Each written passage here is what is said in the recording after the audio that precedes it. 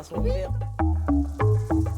Le mouvement qui suggère nécessairement la mise en branle d'une pulsion, d'une énergie fondamentale, attractive, répulsive, filante, excellente.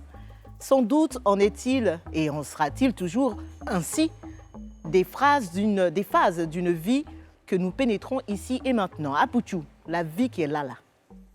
On ne sait jamais. Est-ce que tu es prêt à répondre à nos questions sans faux fuyant? Oui.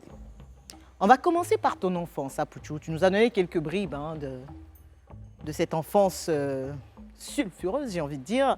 Quel genre de gamin étais-tu? Bon, j'étais un jeune un peu têtu quand même. Têtu? Voilà, un peu têtu. Je pourrais dire que j'étais jeune un peu têtu parce que je n'écoutais pas forcément ce que les gens disaient. Voilà, je voulais faire forcément qu'à ma tête. Voilà, faire ce que j'ai envie de faire et tout ça. À ton avis, qu'est-ce qui te rendait têtu? Est-ce que c'était une façon de te rebeller d'un certain manque ou Bon, ce qui me rendait têtu un peu, c'est que bon, voilà, j'étais qu'entouré par des femmes. Voilà, parce qu'il n'y avait pas de père à côté. Donc tu sais, quand il n'y a pas d'homme, forcément, c'est voilà, tu es entouré que des femmes. Donc ça fait que voilà, tu te sens un peu rebelle quand tu es un homme, quoi. En quelque sorte. Il paraît que tu as beaucoup fatigué ta maman. Ben, tu nous as raconté un peu. Quelle est la pire galère que tu lui as fait vivre quand tu étais encore enfant? Est-ce que tu te rappelles un moment où tu lui as fait vivre vraiment la peur de sa vie, on va dire? Oui, la peur de sa vie, je crois, j'étais au primaire, j'étais soit au CE1 ou au CM2, ou au CE1 ou au CM1. Je partais à l'école et puis je crois que mon école, au fait, c'était juste à 500 mètres de la maison. D'habitude, maman, je marche pour aller à l'école. Et ce jour-là, il y a un bus qui passait. Donc j'ai dit, je vais prendre un bus pour aller et qui allait forcément me descendre juste un peu à côté. Et après, le bus m'a envoyé à Djamé. Je me suis perdu durant 3 jours. Maman m'a cherché durant 3 jours. Et c'est une dame qui m'a récupéré. Et c'est ainsi que maman est partie à la police, tout ça. Et c'est quand c'est arrivé à la télévision que la dame a su au fait que c'était ma maman et tout ça. Donc, tu as eu peur?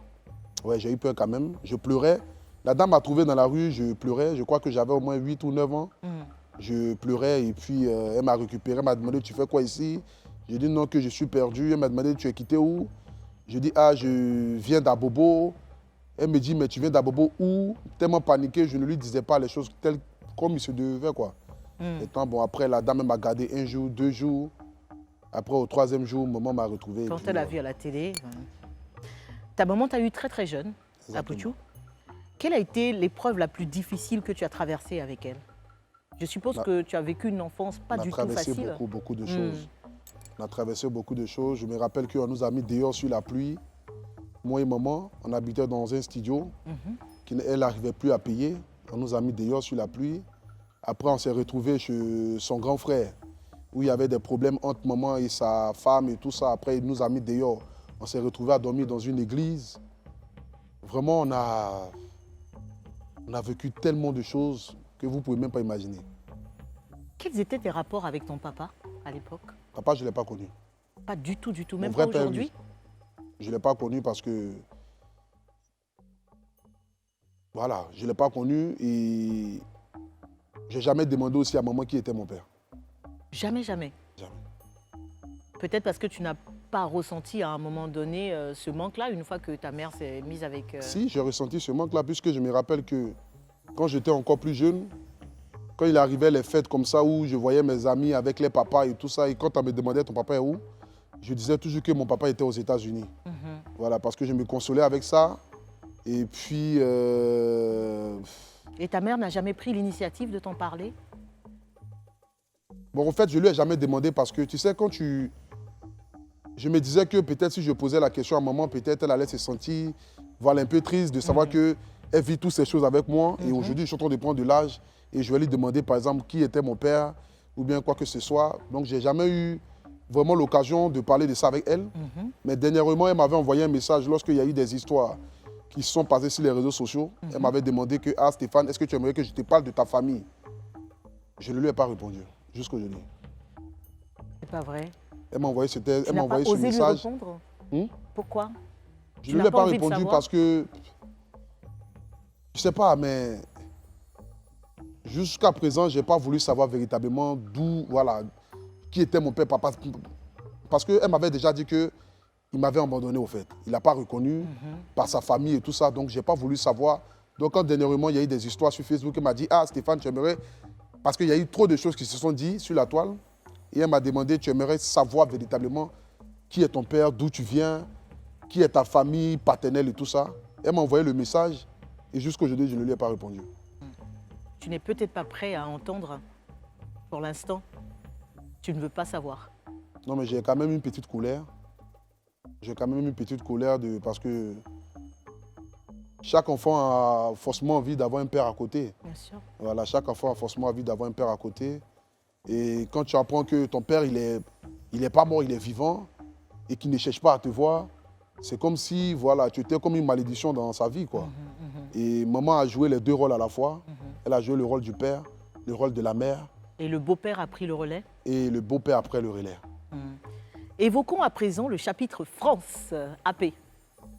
Quand et comment tu t'es retrouvé là-bas? Je me suis retrouvé en France parce que, vous savez, comme je l'ai toujours dit, je n'ai pas de niveau scolaire. Voilà, je n'ai pas de niveau scolaire et je n'avais pas de formation en tant que tel ici en Côte d'Ivoire. Mais je rêvais toujours d'aller en Europe. Voilà, ça a toujours été dans ma tête. Je rêvais d'aller en Europe, je rêvais d'aller en Europe. Et je disais tout le temps à maman que j'ai envie de partir en France. Maman me disait, non, actuellement, je n'ai pas d'argent. Mais quand ils vont payer mon film, je vais prendre dans cet argent-là pour pouvoir te faire partir en France. Mais si tu vas en France, qu'est-ce que tu vas faire? Je n'ai pas de famille en France. Je n'ai personne en France. Je disais à maman que je sais que c'est là-bas ma vie va changer. Je ne sais pas comment tu vas faire, hein, mais ramène-moi en France. Même si je vais dormir dans la rue, je vais dormir dans la rue. Donc quand maman a eu les moyens, on a fait la démarche du visa. On était 25 qui avons fait la demande du visa. Nous sommes partis 25 ou 24. Et parmi ces 24 personnes, c'est moi seul qui a été pris. Oh. C'est moi seul qui a eu le visa. Et après, je suis parti en France. Et c'est à la veille, parce que j'ai eu mon visa aujourd'hui et le lendemain, je suis parti en France. Et quand j'ai eu mon visa aujourd'hui, c'est le même soir que maman a cherché à savoir véritablement qui peut me recevoir. Et c'est ainsi qu'on a trouvé un tonton qui s'appelle tonton Dinos, que je salue déjà au passage, qui a décidé de me recevoir chez lui à la maison. Et voilà, je suis parti chez lui à la maison. Comment ont été tes débuts là-bas? Mes débuts n'ont pas été aussi difficiles en tant que tel, parce que j'ai eu la chance de partir chez mon tonton qui m'a vraiment accueilli, qui m'a montré un peu comment est-ce que la France se passe. Il m'a dit, voici les endroits à ne pas fréquenter, voici ce que tu dois faire. Il t'a guidé, il faut quoi. chercher à obtenir tes papiers, il m'a guidé et tout ça.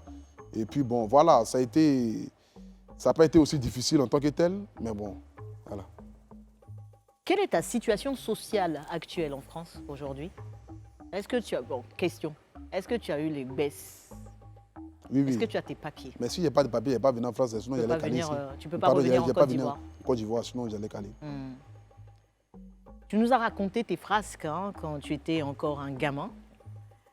Si jamais on te donnait la possibilité à Pouchou National, tout de suite et maintenant, une occasion, on va dire, de te parler à toi quand tu avais 10 ans, au petit Apouchou, tu as traversé énormément d'épreuves, qu'est-ce que tu te dirais si tu devais lui parler directement à Stéphane qui a 10 ans?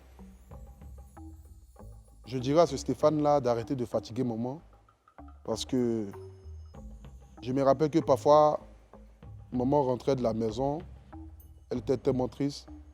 Je la voyais souvent, elle était assise, elle était en train de pleurer. Je me rappelle une fois, on nous avait mis dehors, en ce moment on habitait à Kouté. Et maman était assise, je suis quitté à l'école, je suis venu. Il y avait les barrages de maman qui étaient juste là. Et maman m'a dit que nous a mis dehors. Et il y avait un avion qui passait. Et c'est de là qu'est venu mon amour pour aller en Europe. Parce que je disais à maman que je vais partir en France et à mon retour, je vais acheter ta maison. Et aujourd'hui, si je veux parler à ce Stéphane-là, c'est pour... Je leur ai dit que, voilà, d'être plus doux avec maman. Voilà, d'être plus doux avec maman parce que maman fait de son mieux. Elle fait ce qu'elle peut faire. Voilà, elle fait ce qu'elle peut faire. Souvent, quand maman me donnait 500 000 francs ou même soit 10 000 francs pour les fêtes, je me plaignais. Je me disais peut-être qu'elle avait plus, qu'elle ne voulait pas donner.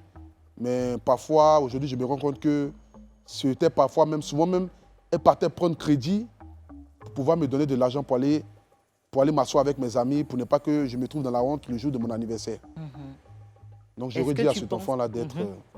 Tu lui aurais dit de moins fatiguer, maman. Maman Brigitte. Et est-ce que tu penses que Brigitte est fière de toi aujourd'hui? Oui.